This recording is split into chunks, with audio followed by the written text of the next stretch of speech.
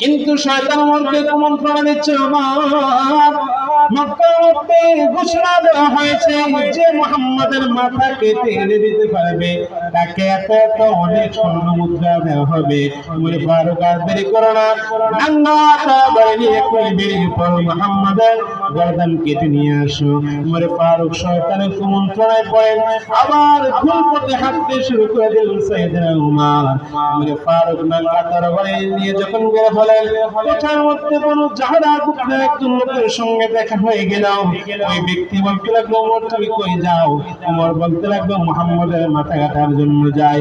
ওই ব্যক্তি বলতে লাগলো, ওমর আগে নিজের ঘর সামলাও, একটু আগে দেখলাম তোমার বোন ফাতিমা বিনতে খাত্তাব আর তোমার বোনের স্বামী সাইদ মুহাম্মাদের হাতে হাত রেখে কালেমা পড়ে মুসলমান হয়ে গিয়েছে।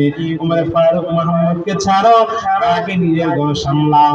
ওমর ফারুক অনেক রাগী মানুষ ছিলেন, ওমর রাগে ধর্ম করতে শুরু করে দিলেন। ওমর ফারুক মুহাম্মদকে ছেড়ে বোনের ঘরের দিকে রওনা করলেন। বোনকে আর বোনের স্বামী কিন্তু হযরত কুমার রাদিয়াল্লাহু তাআলা সূরাতুত তাহার তেলাওয়াত করে শোনাচ্ছিলেন। ওমর ফারুকের দরজার মধ্যে করোনা আলেন। বোন বলতে লাগলো, কে? ওমর বলতে লাগলো, আমি ওমর। দরজা খুলে দেওয়া হলো।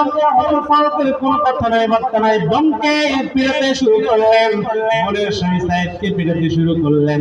পিটাতে পিটাতে যখন বোনের গা দিয়ে ফিনকি বের রক্ত বের হয়ে গেল, ওমর ফারুকের দিলের মধ্যে তখন মায়া চলে আসলো। ওমর ফারুক বলতে লাগলো, বোন তোরা নাকি মুহাম্মাদের হাত থেকে কালেমা গ্রহণ করে মুসলমান হয়ে গিয়েছে? বোন বলতে লাগলো, হ্যাঁ আমরা মুহাম্মাদের হাতে হাত থেকে কালেমা গ্রহণ করে মুসলমান হয়ে গিয়েছে। ওমর ফারুক বলতে লাগলো, বোন কেন করে মুহাম্মাদের কথায় পাগল হয়নি? বুঝলাম না কেন একে একে মক্কার সমস্ত মানুষ মুহাম্মাদের দলে চলে যায়। মুহাম্মদ কি এমন জাদু তোদের দেখায়, কি এমন বাণী তোদের শোনায়, যে বাণীগুলো শুনে তোরা মুহাম্মাদের দলে চলে গেলে পড়েন সুবহানাল্লাহ। ওমর বলতে লাগলো, আমাকে দেখে তো কে লুকাইয়ে দে, আমার হাতে একটু দে, আমি একটু দেখি। বোন বলতে লাগলো, ইন্নাকা রিজিস, তুমি নাপাক, লা ইয়ামাসসুহু ইল্লাল মুতাহহারুন, নাপাক অবস্থা আল্লাহর কোরআন স্পর্শ করা যায় না। বলেন তো নাপাক অবস্থা আল্লাহর কোরআন ছোঁয়া যায় নাকি? আরো জোরে বলেন।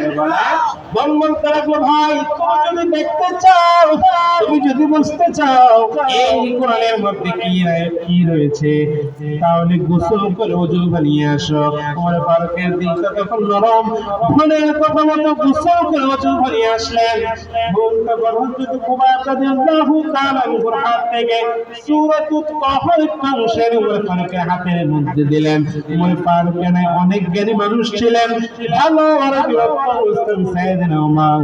ওমর ফারুক কোরআনটা হাতে নিয়ে সুন্দর করে তেলাওয়াত করতে শুরু করে দিলেন, তাহা ما أنزلنا عليك القرآن لتشقى إلا تذكرة لمن يخشى تنزيلا ممن خلق الأرض والسماوات العلى سبحان الله। আল্লাহ বলেন, তাহা মা আনজালনা আলাইকা আল কুরআন লিতাশকা, আল্লাহ বলেন এই কোরআনকে তোমাদেরকে হতভাগা জাতি হিসেবে থাকার জন্য আমি আল্লাহ কোরআন নাযিল করি নাই।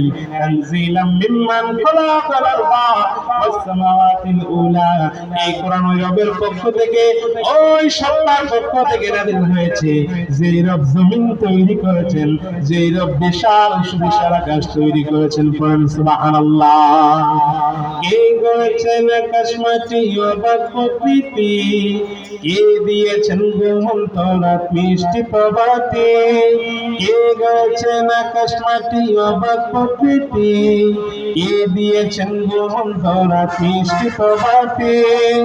বিশ্ব নিখিল কুহানের ক্ষমতার দিন, বিশ্ব নিখিল কুহানের ক্ষমতার দিন। রব্বুল আলামিন আমাদের রব্বুল আলামিন, রব্বুল আলামিন আমাদের রব্বুল আলামিন। এই জমিন সৃষ্টি করেছেন কে? এই আকাশ, বিশাল আকাশ তৈরি করেছেন কে? এই জমিনে হুকুম চলবে একজনের, তিনি কে? সৃষ্টি যার, আইন চলবে তার, ঠিক কিনা? সৃষ্টি যার, গোলামি চলবে তার, কথা বলেন ঠিক কিনা? আমরা আল্লাহ ব্যতীত কাউকে ভয় পাইও না, কারো কাছে মাথা নত করি না, কথা বলেন ঠিক কিনা? হ্যাঁ, আমাদের দ্বারা গুনাহ হয়, ভুল হয়ে যায়, ভুল হয় না কার? নবীরা ছাড়া সবাই ভুল করে, ঠিক কিনা? ভুল হইতে সমস্যা নাই, তাওবার দরজা আছে না নাই? কিন্তু ভুলের উপর যখন আমরা জানবো এটা ভুল, তখন আমরা এটার মধ্যে অটল থাকি না, থাকি? আমরা ভুল জানলে ক্ষমা চাই একজনের কাছে, তিনি কে? আমাদের সকল ভুল ক্ষমার জন্য প্রস্তুত আছেন একজন, তিনি কে?